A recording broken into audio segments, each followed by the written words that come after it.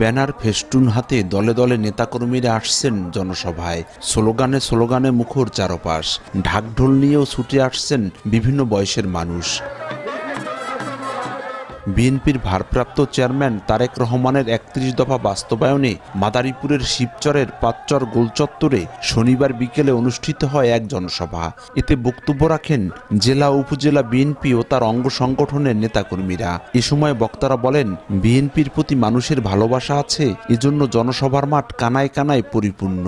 ভালোবাসা না থাকলে জোর করে কাউকে এমন জনসভায় নিয়ে আসা সম্ভব হতো না। নেতারা বলেন, কোনো অন্যায়কারীকে দলের ভেতর জায়গা দিবে না বিএনপি। দলের স্বার্থে ও জনগণের মঙ্গলে কাজ করে যেতে দলীয় কর্মীর প্রতি আহ্বান জানানো হয়।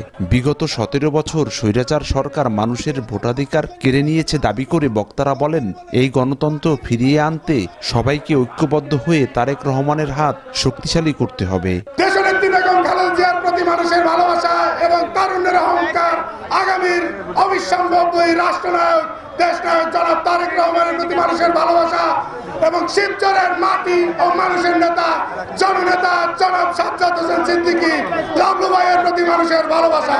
এই লোকটি হেঁটে বেরিয়েছে, তার নিজের বাবার দোয়া ছিল তার সাথে, তার মামা বাড়ির দোয়া ছিল তার সাথে, আর তার সাথে ছিল এই আপনাদের দোয়া।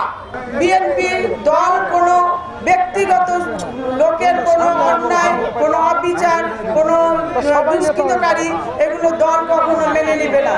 অনুষ্ঠানে প্রধান অতিথির বক্তব্যে জেলা বিএনপির যুগ্ম আহ্বায়ক সাজ্জাদ হোসেন সিদ্দিকী লাবলু বলেন, বিএনপির জন্ম হয়েছে ত্যাগের জন্য, লুটপাটের জন্য নয়। বিগত দিনে শেখ হাসিনা সরকারের বিরুদ্ধে আন্দোলন করা নেতার অনেক অভাব ছিল, কিন্তু ৫ আগস্ট স্বৈরাচার সরকার পতনের পর অনেক নেতার জন্ম হয়েছে, যা দলের জন্য খুবই ভয়ঙ্কর। তাদেরকে আমি আবার অনুরোধ করবো, আমরা সেই ত্যাগের পথে যাই। বিএনপি ত্যাগের জন্য জন্ম, বিএনপি লুটের জন্য জন্ম হয় নাই। প্রিয় এলাকাবাসী, আপনারা আপনার সন্তানদের খবর রাখেন। আমি প্রতিজ্ঞা করলাম, আপনাদের সন্তানদের জন্য আমি সর্বোচ্চ চেষ্টা করব। এরা কোথায় যায়, কি করে, দয়া করে একটু খবর নিন। আমি এর পরে একটা কথা বলবো, এই যে পল্টুন যেদিন ভেঙে ফেলানো হয়, আমাদের প্রাণপ্রিয় ম্যাডাম আসবেন।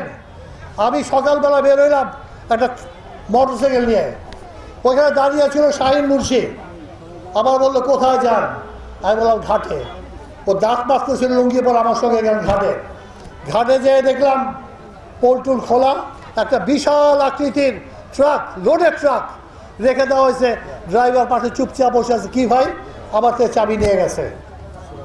সেদিন তো অনেক নেতা ছিলেন, কাউকে দেখিনি। ওদিন দেখেছি বিনু চৌধুরীকে, ওদিন দেখেছি ফারুক ব্যাপারীকে, ওদিন দেখেছি আমাদের হাকিম সাহেবকে। হঠাৎ করে একদিন দুপুরবেলা আমার বাবা একটা চিঠি দেখালেন। চিঠির ভিতরে ৩ জনের নাম, ১৪ পীর মহসিউদ্দিন দুদিবার সাহেবের নাম, আবার ১৪ মামা বাদশাহ মামার নাম এবং আমার বাবার নাম। ৩ জনের নামে অনেক ইস্যু হয়েছে। অপরাধ শালীনতা, বাংলায় যেটা বলে মহিলাদেরকে গায়ে হাত দেওয়া, অন্যায় করা আর লুটপাট করা। এই ৩টা ব্যক্তিকেও তারা অপমান করতে ছাড়েনি। শিবচর উপজেলা বিএনপি নেতা মোয়াজ্জেম হোসেন চৌধুরীর সভাপতিত্বে অনুষ্ঠানে আরও উপস্থিত ছিলেন শিবচর উপজেলা বিএনপির যুগ্ম আহ্বায়ক নাদিরা চৌধুরী, আরেক যুগ্ম আহ্বায়ক মোতাহার হাওলাদার সহ অনেকেই। সঞ্জয় কর্মকার, অভিজিৎ, সময় সংবাদ, মাদারীপুর।